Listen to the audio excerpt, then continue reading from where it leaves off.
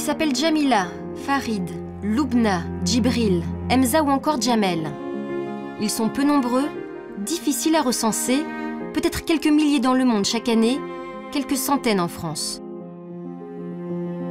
Ce petit nombre de femmes et d'hommes a pris une décision radicale qui a bouleversé leur vie, leur famille, les exposant parfois au rejet, voire à des menaces de mort. Ils étaient musulmans, ils ont fait le choix de se convertir au christianisme.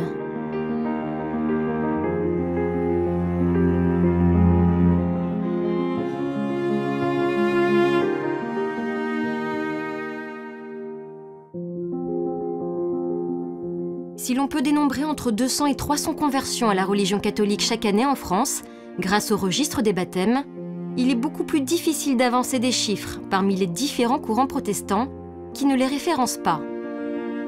Cette trajectoire est très confidentielle, peu connue du grand public. Leur parole est rare, beaucoup cachent leur conversion. Ils sont nombreux à avoir refusé de témoigner, notamment dans le nord de la France, où même les membres de l'Église catholique les enjoignent à ne pas s'exprimer sur le sujet, craignant pour leur sécurité et celle de leurs accompagnants. Qui sont-ils? Comment leur choix s'est-il imposé? Quels sacrifices ont-ils dû faire? Comment ont-ils été accompagnés, protégés au cours de leur conversion? Nous allons revenir sur le parcours de 3 anciens musulmans, chacun ayant suivi un cheminement singulier vers la religion chrétienne. Jamel a choisi de devenir protestant évangélique dans les années 80. Il partage aujourd'hui ses convictions religieuses au travers de la musique. Emza a dû fuir l'Algérie. C'est en France qu'il s'est réfugié pour pouvoir se préparer au baptême. Jamila, qui s'est employée à être une fervente musulmane pendant des années, est désormais une fervente catholique, baptisée depuis 10 ans.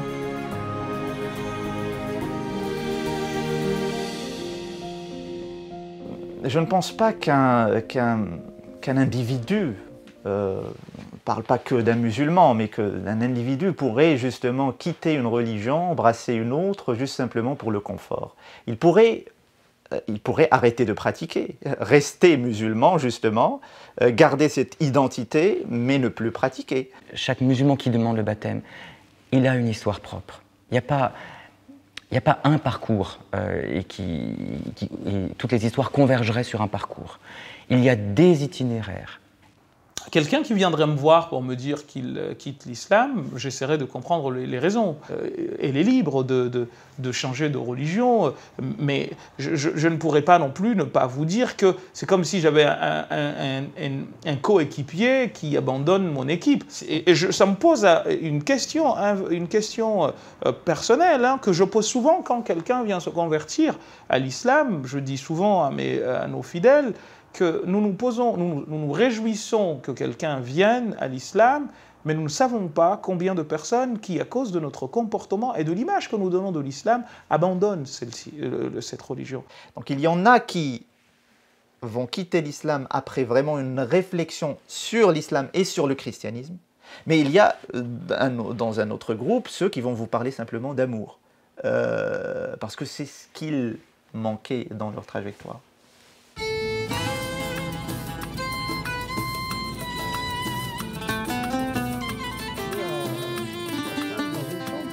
Alors, on est dans la région du Nord. Moi, j'habite Roubaix. Je m'appelle Jamel Jams. Je suis artiste, musicien. Et ici, on est dans les studios de Feeling Studio, où on est en train de terminer le deuxième album. Les chants que je chante, c'est des chants sacrés. Je chante l'Évangile.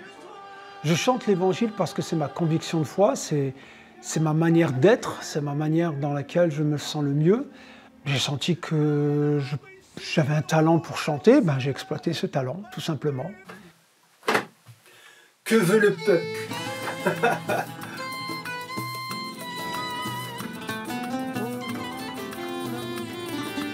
Alors mon enfance a été une enfance où j'ai grandi dans la ville de Roubaix. Mes parents d'origine algérienne et de confession musulmane nous ont inculqué des valeurs. Alors toute mon enfance, j'ai grandi avec bien sûr la lecture du Coran, la pratique du Ramadan. Mes parents ont fait venir un imam à la maison pour nous enseigner un peu les prières. Et tout ce que mon père a essayé de nous enseigner, pour moi, je trouvais que c'était tout à fait légitime et naturel. Et la maison, c'est celle-là. Elle est juste en face de la benne, là. Je sais pas, ils ont mis une benne, ils font des travaux. Ici, voilà. Là, cette maison, le 17. Voilà. Et là où les volets sont fermés, c'est à cet endroit-là que l'imam venait nous enseigner. C'est un petit bureau. C'est là où j'ai passé une bonne partie de mon enfance. Et ma maison, rue des Arts, est là-bas. Et puis l'école était là. Je me souviendrai toujours ce jour-là. Les pompiers étaient là. Et j'ai couru pour savoir ce qui se passait. Et en fait, c'est que maman venait de faire un arrêt cardiaque. Elle est décédée à 45 ans. J'en voulais à Dieu, énormément. Parce que je ne comprenais pas qu'on puisse te reprendre une maman qui était aimante. Et puis, 1 an et demi après, mon père décède aussi d'un cancer. Et là, ma vie bascule. Et là, ça devient difficile. Là, ça devient compliqué. Alors après, bien sûr, la maison, elle est restée les frères et sœurs ont été dispatchés un peu partout. Et puis, moi, ma sœur nous a rapatriés en Algérie. Et quand je suis revenu en France, c'est la première chose, je suis revenu dans ce quartier, dans la maison. Mais la maison était vide. Alors j'ai vécu un peu tout seul dans cette maison de mes parents. Voilà. Et donc, je me suis retrouvé un peu dans l'adolescence, un peu fragilisé. Et puis, non seulement fragilisé, mais un peu révolté, un peu endurci. J'en voulais un peu à tout, à Dieu, à la société.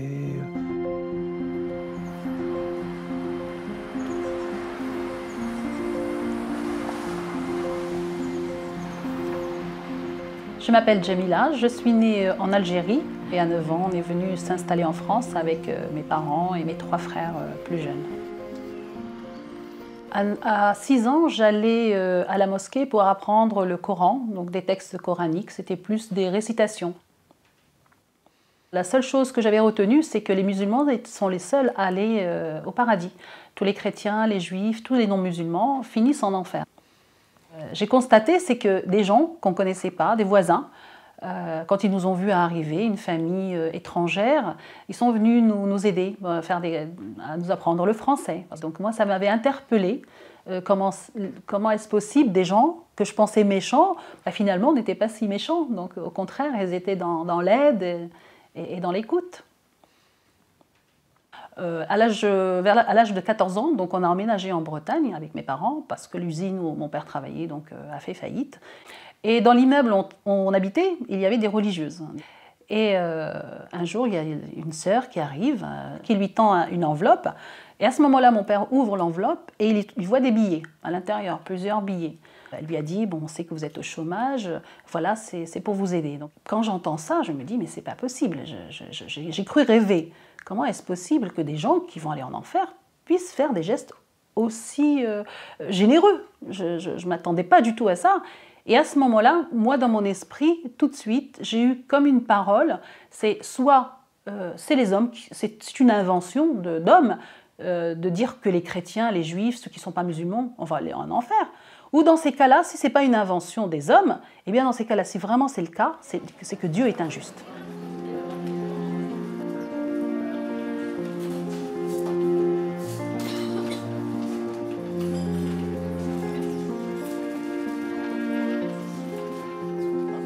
Je suis algérien, de l'est du pays, d'une famille musulmane. J'ai fait mes études à l'université. J'avais un ami à moi, un voisin, qui m'a aidé à aller à la mosquée et commencer à pratiquer. J'avais des petits soucis avec les prières et avec des commandements, avec des obligations.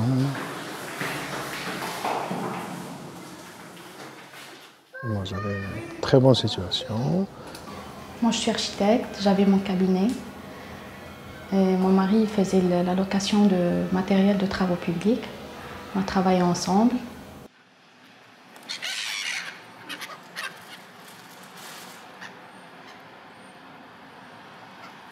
Je n'ai plus de contact avec ma famille parce que j'avais des problèmes avec eux. Ils voulaient me divorcer de Hamza parce qu'il est devenu chrétien. Et en islam, une femme musulmane ne peut pas être mariée avec un chrétien.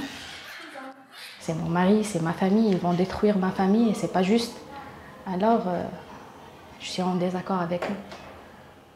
J'ai des contacts un petit peu, mais avec un petit peu de conflit, parce qu'on ne veut pas parler trop pour ne pas évoquer le sujet, parce qu'ils ne savent pas qu'est-ce que je fais ici en France, ils pensent que je vais revenir.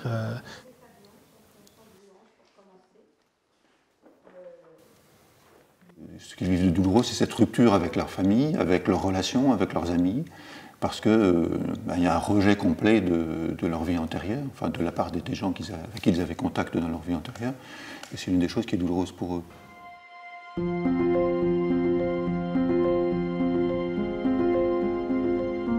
Le Coran ne dit aucunement que celui qui change de religion, il faut le tuer. Aucunement. Le Coran est beaucoup plus ouvert, hein, et il fonde cette liberté religieuse, cette liberté de conscience même. Mais l'islam, ce n'est pas que le Coran. Il existe un propos attribué au prophète que beaucoup d'islamophobes apparentent au Coran, à tort, c'est faux, il n'y a pas de cela, il n'y a pas de peine d'apostasie dans le Coran, niet, rien. C'est dans un hadith attribué au prophète. Donc aujourd'hui, sur la base même des traditions islamiques, je suis en mesure aujourd'hui de vous dire le caractère infondé, pour une raison toute bête. C'est que les traditionalistes musulmans disent que un hadith, un propos attribué au prophète, une action ou un commentaire, parce que c'est la définition du hadith, ça dit qu'en réalité, un propos ne peut pas être considéré comme authentiquement prophétique s'il est en opposition avec un verset du Coran qui, lui, est plus fort que le propos du prophète. Le prophète n'a pas pu le dire pour la simple et bonne raison qu'il est en opposition frontale avec ce que disent les textes coraniques. Donc, comme ça, c'est game over. D'autant plus que de l'autre côté, nous avons beaucoup de traditions du prophète qui nous apprennent que des gens sont venus lui annoncer abandonner l'islam. Et à aucun moment, il nous a été dit que le prophète a demandé que quelqu'un soit tué parce qu'il a abandonné l'islam. Ce qui est intéressant, c'est de rappeler un autre chiffre de l'Union internationale humaniste et éthique qui dit que 12 pays musulmans aujourd'hui appliquent le châtiment d'apostasie. Donc un musulman qui quitte l'islam est condamné à mort dans 12 pays. Je suis allé voir ma famille en leur disant, voilà, j'ai découvert quelque chose d'extraordinaire. J'ai découvert Jésus. Et tout de suite, beaucoup se sont révoltés en disant, tu es un traître, tu as trahi ta famille, tu as trahi ta patrie, tu as trahi ta religion, tu as trahi tes parents. Certains m'ont menacé de mort. Certains ont dit, on va laver l'honneur dans le sang. Je ne comprenais pas. Je disais, mais avant, personne ne s'intéressait à moi. Le jour où je leur dis que j'ai découvert quelqu'un qui s'intéresse à moi, on veut me tuer, quoi. Et ça a créé un conflit au niveau de la famille, comme une division. Donc je me suis senti vraiment rejeté, quoi, complètement.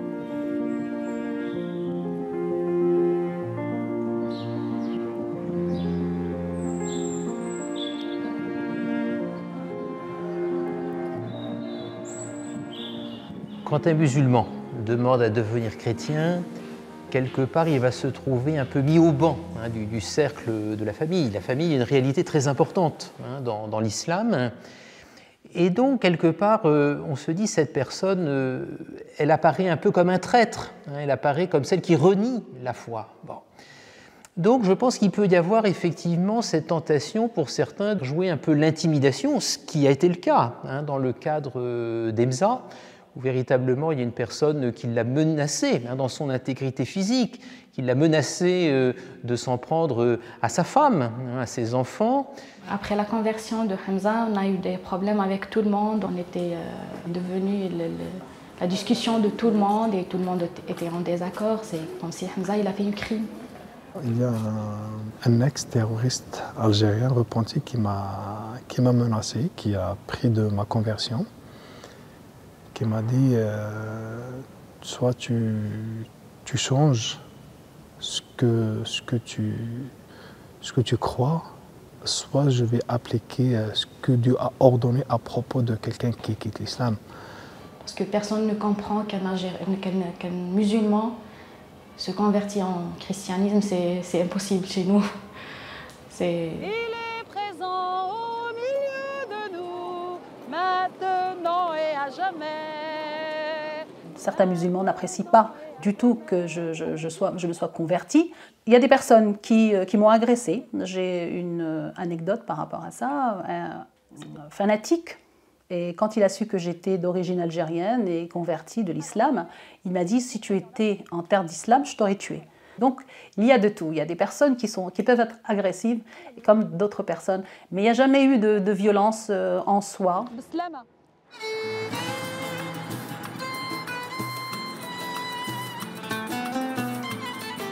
C'est ici qu'il y avait l'ancien coffee bar.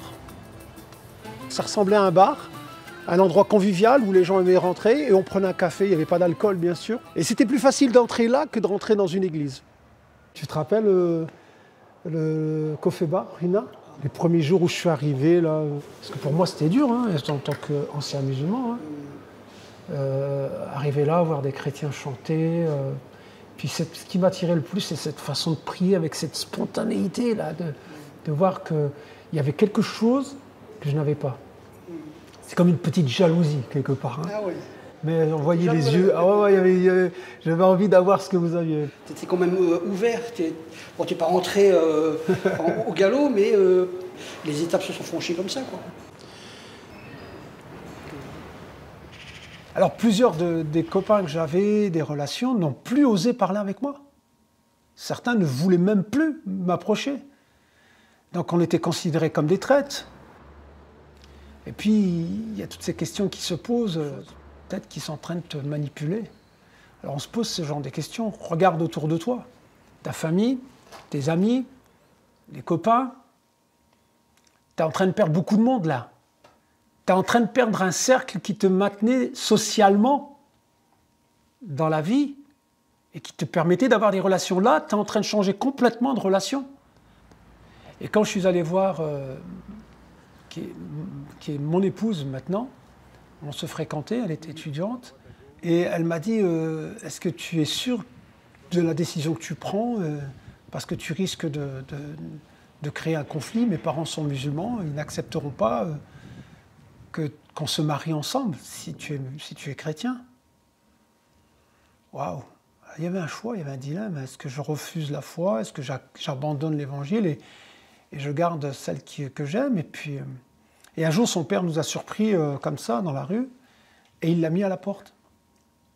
Et miraculeusement, son père lui a demandé de revenir. Et il a dit, tu peux amener James à la maison, et mariez-vous, je paierai le mariage. Donc son père, qui était quand même un musulman, nous a appelés, et je me souviens que la première fois que je suis rentré dans sa maison, il a dit, ça, c'est le fils que Dieu m'envoie. Et j'ai rien dit, moi j'ai simplement été un peu impressionné, j'étais un peu apeuré. Et je redécouvrais une nouvelle famille. Et puis petit à petit, son père savait qu'à un moment j'étais chrétien, il ne m'a jamais fait de reproches, ni sa mère.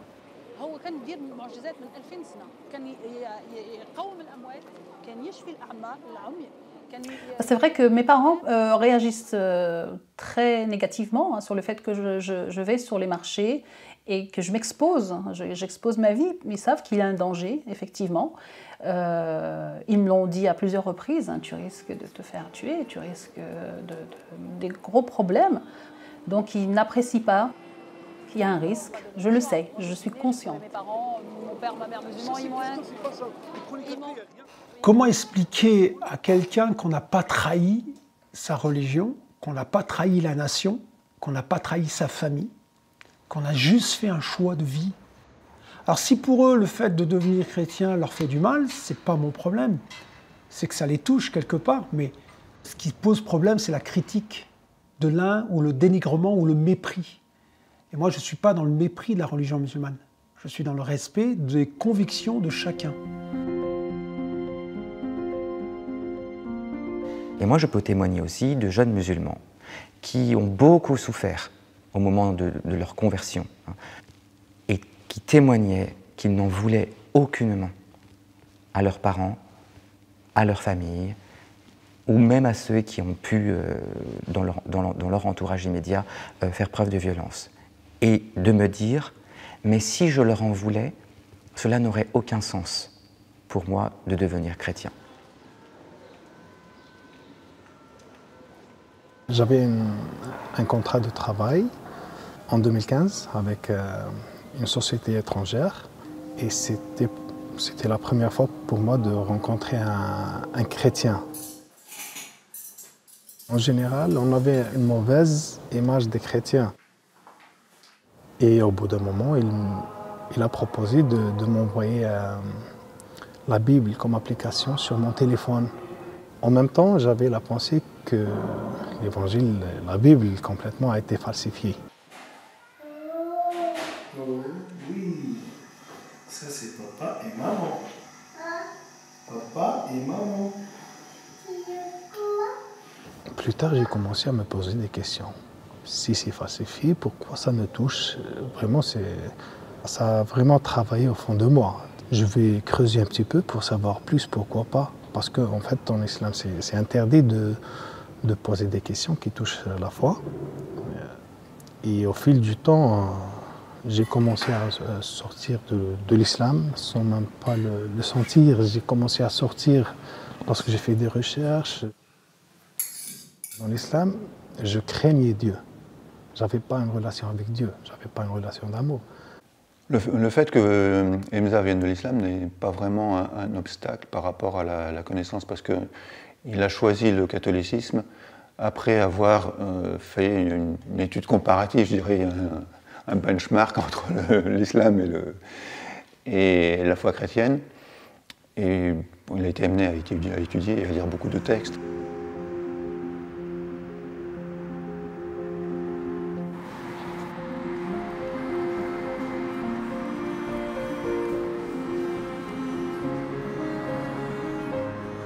Je me suis mariée à l'âge de 20 ans parce que mon père voulait absolument que je me marie avec un musulman. Il était hors de question que je me marie avec un non-musulman, donc il y avait des menaces.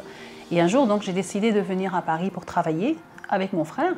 Et j'ai rencontré donc, celui qui allait devenir mon mari. Donc, la première chose que je lui ai posée, la question, c'était « Est-ce que tu es musulman ?» quand on s'est rencontrés. Et je me suis dit, quelqu'un qui vient d'Égypte, qui connaît beaucoup plus l'islam que moi, va beaucoup m'apprendre.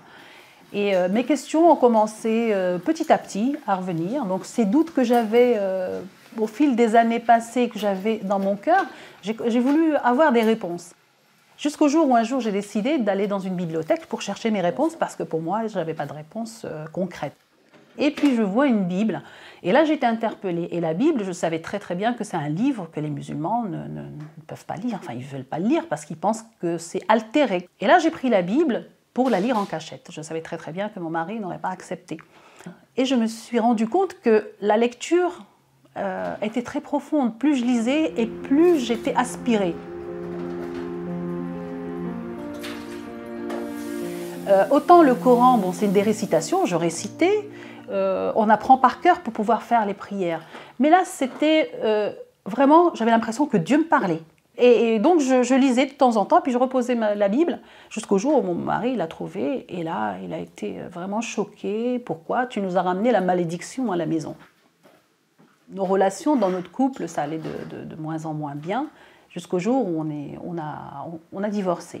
J'étais donc disponible à aller chercher la vérité. Donc, j'allais à l'Institut du monde arabe, parce que pour moi, l'Institut du monde arabe, c'était vraiment l'endroit idéal pour faire des recherches sur l'islam. Donc ça m'a pris pendant presque 18 mois de recherche régulière, tous les jours. À un moment donné, j'ai dit non, je ne peux pas continuer, ça ne me correspond pas. Si l'islam n'est pas la vérité, ce que je venais de découvrir pour moi, où est-ce que je vais? J'avais un blocage par rapport à la foi chrétienne.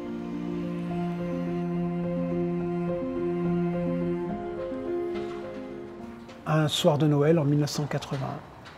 Ce soir-là, il se passe quelque chose de miraculeux, d'extraordinaire. Je me promène dans les rues de Roubaix, place de la Liberté, un soir de Noël. Je ne sais pas avec qui je vais fêter Noël puisque je suis tout seul. Il y avait pas mal de gens qui promenaient, c'était une rue commerciale. Et ce soir-là, je me sentais vraiment seul. Pourtant, il y avait du monde autour de moi. Mais j'étais seul. J'étais seul et j'avance. Et à cet endroit-là, on va aller ensemble. Je vois ces gens qui grelottent et qui disent donnez quelque chose pour les gens qui en ont besoin. Et je me suis dit, bon, j'avais pas grand-chose, mais j'ai sorti de l'argent et je l'ai mis dans la marmite. Ils appelaient ça une marmite. Ici, et puis la personne sort. Elle me sort, je mets de l'argent et elle me donne ça. D'ailleurs, vous voyez, il est encore un peu abîmé, mais le petit Gédéon. Alors je le prends, je le mets dans ma poche et je fais pas attention et les gens me disent que Dieu vous bénisse. Je dis ouais, merci. Et puis je rentre dans ma maison, la grande maison de mes parents qui était vide. Et ce soir-là, il faisait très froid, il faisait très très froid. Je crois qu'il faisait des températures à moins 10, moins 15. Mais à la maison, il n'y avait pas de chauffage. Alors pour m'endormir dans ma chambre, la seule manière de passer Noël tout seul et d'oublier un peu les ennuis, c'était de dormir. Et puis quand je lis quelque chose, je m'endors rapidement. Je me suis dit, tiens, le petit bouquin qu'on m'a donné, je vais le lire, ça va me permettre de m'endormir rapidement. J'ai allumé la bougie, c'était le seul moyen de chauffage qu'il y avait dans la chambre. Et pour la première fois de ma vie, j'ai commencé à lire l'Évangile, l'histoire de Jésus. Et c'était quand même extraordinaire parce que j'arrivais plus à m'arrêter. J'ai prié avec mon cœur, j'ai dit, Dieu, si tu existes, si Jésus est vraiment ce qui est écrit dans la Bible, le Fils de Dieu, entre dans ma vie, fais-moi sentir ta présence. Et dans cette pièce où j'étais, qui faisait quand même très très froid, pour la première fois de ma vie, je n'ai pas senti le froid. J'ai senti une présence qui m'aimait, une présence d'amour. C'est pas explicable ça. On croit ou on ne croit pas, il faut le vivre en fait.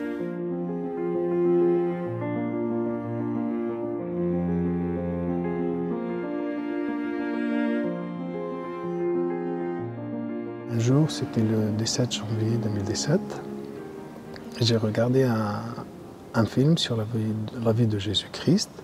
Et à la fin de ce film-là, il y avait une prière que j'ai récitée. Tout d'un coup, j'ai entendu une voix réelle, vraiment une voix réelle. C'était pas un songe, c'était pas un rêve. C'est ce que j'ai prié, c'est ce que j'ai désiré. J'ai entendu une voix qui me dit... plus tard, j'ai découvert cette parole dans l'Évangile, je suis le chemin, la vérité et la vie. Je me suis mis debout, j'ai regardé autour de moi, il n'y a personne. Vraiment, c'était une voix vive, une voix réelle. Mon cœur battait trop fort parce que c'est une expérience vraiment que... Ensuite, j'ai senti un certain apaisement sur mon âme. Et c'est le jour-là où je suis devenu vraiment chrétien dans mon cœur,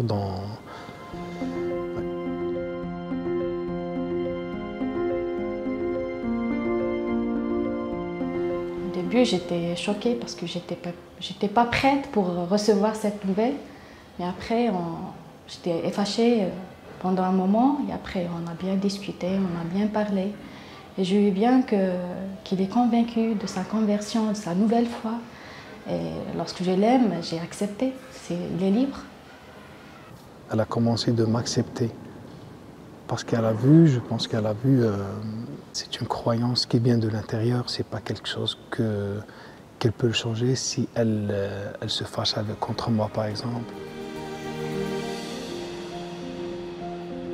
Divorcée, éloignée de ses enfants qui ont suivi son ex-époux, Djamila rencontre un nouveau compagnon d'origine égyptienne, Michael, qui va devenir son mari. Mais leur désir de fonder une famille est contrarié par des ennuis de santé de Djamila à la suite de sa dernière grossesse. Je savais très bien que pour avoir d'autres enfants, il fallait que je passe par les traitements. Et ça, pour moi, c'était impossible parce que j'avais gardé vraiment de mauvais souvenirs. Et un jour, vraiment, j'ai eu ce désir d'être à nouveau maman. Et je fais un rêve, une nuit, où je me vois dans une cathédrale et à l'intérieur, c'était des vitraux. 3-4 jours après, avec Michael, on décide d'aller à Cologne pour passer un week-end. Et là, en arrivant à Cologne, je me vois devant une grande cathédrale. Et je ne sais pas pourquoi, mes pas m'ont poussé à entrer dans cette cathédrale. Et là, je vois des vitraux. Et ça m'a fait penser à mon rêve. Alors je me suis dit, ah, c'est exactement ce que j'ai vu en rêve. C'est étrange. Il y avait une grande croix et je m'assois. Et puis, pour la première fois, j'ai pensé à une parole. C'était une parole que j'avais lue quand j'étais avec mon premier mari et que j'avais pris la Bible, c'était « Tout ce que vous demanderez en mon nom, mon Père vous le donnera ou vous l'accordera ». Et je lui ai dit « Écoute, Jésus, tu as dit tout ce que vous demanderez en mon nom, mon Père vous l'accordera. Eh bien écoute, aujourd'hui, je viens te demander un enfant et je ne veux pas avoir de traitement. Je veux que tu m'exauces et si tu entends ma prière, eh bien je te suivrai et je demanderai à te baptiser. » Et là, je ne sais pas pourquoi, à ce moment-là, j'ai senti quelque chose m'envelopper, une paix et une joie. Et arrivé la fin du mois, je vais à la pharmacie et puis j'achète mon test. Et je vais faire mon test donc, de grossesse. Et là, j'ai eu la joie de voir que c'était positif. J'étais enceinte. Et donc je me suis mise à genoux et j'ai commencé à pleurer. Comment est-ce que c'est pas possible? Là j'ai dit non, je ne peux pas entrer dans le doute. J'aurais attendu peut-être 3-4 mois, peut-être j'aurais dit c'est un hasard. Mais là c'était pas un hasard. Vers 4 mois de ma grossesse, eh bien, pour que tout doute soit retiré, il vient me visiter en rêve. Et là, je vois vraiment Jésus dans un endroit très spacieux. Et là, il me regarde d'une beauté extraordinaire que je ne peux pas décrire parce que tout se passe dans son regard. Quand je le regardais, j'étais attirée par le regard, mais une profondeur, une douceur incroyable. Et là, il me regarde et il me dit « Je suis content que tu sois enceinte ». Il était content.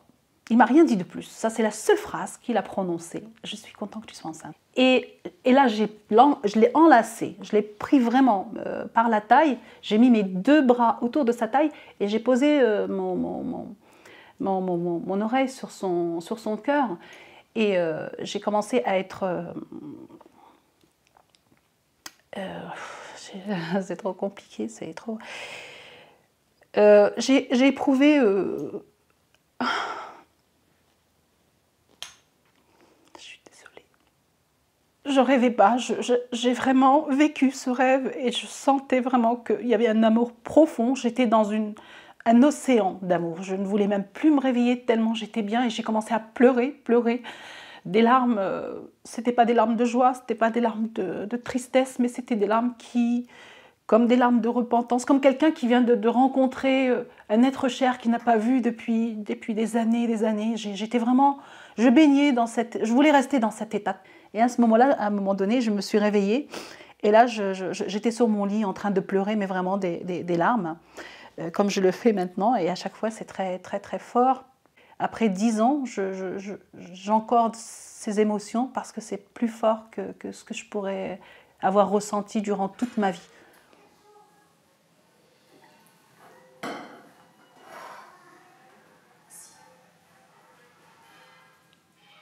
On avait tout, le travail, la maison, tout ce qui est moyen de confort. On a tout quitté, tout balancé. C'est dur. On n'a personne ici en France. On a acheté des billets d'avion, on n'a parlé avec personne pour ne pas avoir des problèmes potentiels. Et ensuite, j'ai cherché sur Internet une ville chrétienne en France pour que je sois libre. J'ai tombé sur Rouen, ville à son clocher. En arrivant devant la cathédrale, j'étais impressionné, une très grande cathédrale. C'est là où j'avais mes premiers contacts avec vraiment le Père Alexandre. Alors j'étais curé de cette paroisse depuis à peine un mois quand Hamza est venu frapper à la porte de la paroisse en me disant voilà, j'arrive d'Algérie et je souhaiterais être baptisé. Le baptême sera le premier sacrement, la grande porte qui s'ouvre pour moi dans la vie des chrétiens. Ça sera le départ, le grand départ pour moi. Je suis venu ici pour demander le baptême. J'ai pensé que je serais baptisé le jour au lendemain. On m'a dit ça prend 2 ans. J'ai dit c'est beaucoup peut-être. Alors quand on accueille effectivement une demande d'un musulman qui demande le baptême, il faut s'interroger sur la sincérité, la vérité de cette démarche. Autrement dit, il y a un discernement à opérer. Mais ce qu'il nous a dit, les conditions aussi de son départ, parce que quelque part sa vie est en danger en Algérie, quelque chose qu'on a pu aussi vérifier. Le fait qu'il soit présent aussi chaque dimanche pour la messe à la cathédrale ou à l'église Sainte-Jeanne d'Arc, l'engagement qui est le sien dans différents groupes, voilà, pour nous sont des marques d'authenticité et de vérité de sa démarche. Donc, bon appétit. Je ne peux pas oublier d'où je viens. Hein. Mes ancêtres ne sont pas les Gaulois. J'ai des collègues qui sont musulmans et qui savent que je chante l'évangile et ça ne les gêne absolument pas. Je travaille même avec des musiciens musulmans avec qui je fais des arrangements musicaux et ça ne leur pose pas de problème. On fait de la musique avant tout. Ouais. Si c'est quelque chose qui touche, à partir du moment où ça prend la paix, et c'est ce que toi tu fais, tu as la paix avec toi et ça se voit tout de suite. Et donc, nous, il n'y a pas de souci. Ça nous engage, en quoi? Ça nous engage tout simplement à faire de la bonne zik ensemble, à rencontrer des gens. Tu écris la paix, tu écris, tu prends quoi? Tu prends tout ça. Donc, moi, je peux que te rejoindre là-dedans. On a peut-être, je dis bien peut-être deux religions différentes, mais je pense qu'on a quand même un Dieu unique. Ah, tout à fait. Tout à fait. Tout à fait. Donc allons-y, où tu veux.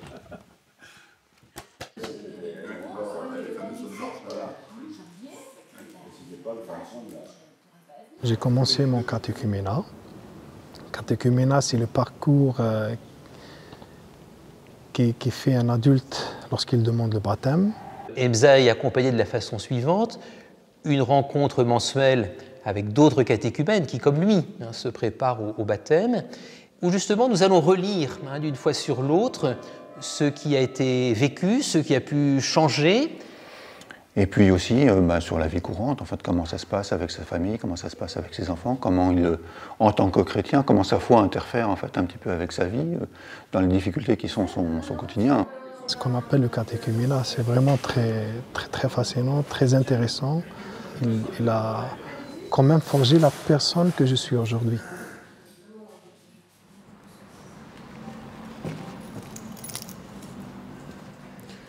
Dans ma famille, les relations se sont quand même bien améliorées, au bout de quelques années quand même.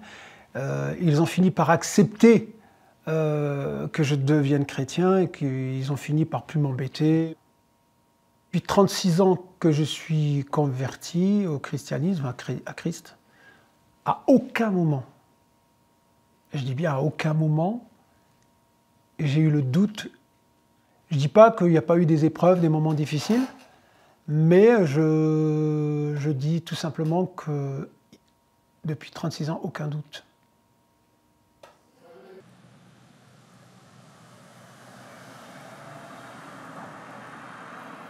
Au départ, j'étais quand même aussi très, très, très violente verbalement avec mon ex-mari. C'est vrai que j'étais, quand il me disputait ou quand il me disait quelque chose qui n'allait pas, je pouvais être très violente verbalement aussi vis-à-vis de lui.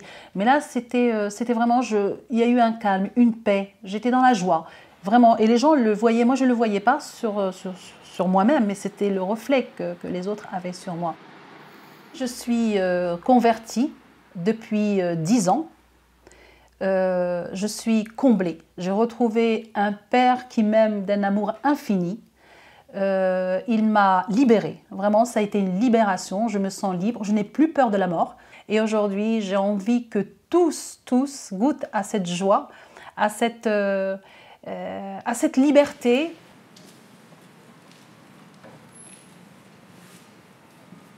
Ce qui m'étonne le plus dans le parcours d'Hamza, c'est déjà dans sa situation difficile actuelle, donc de réfugié, de demandeur d'asile, c'est sa sérénité, sa confiance et sa foi en fait qui le fait douter de rien. Je suis ici, je ne travaille pas, j'ai tout quitté, je suis nulle part, mais je suis vraiment dans la joie. Je suis très très heureux. Je dirais que je suis plus en fait le témoin un petit peu ébloui par son parcours et par son charisme en fait. Je l'accompagne en marchant à côté de lui et je dirais par certains côtés, j'essaie presque de le suivre.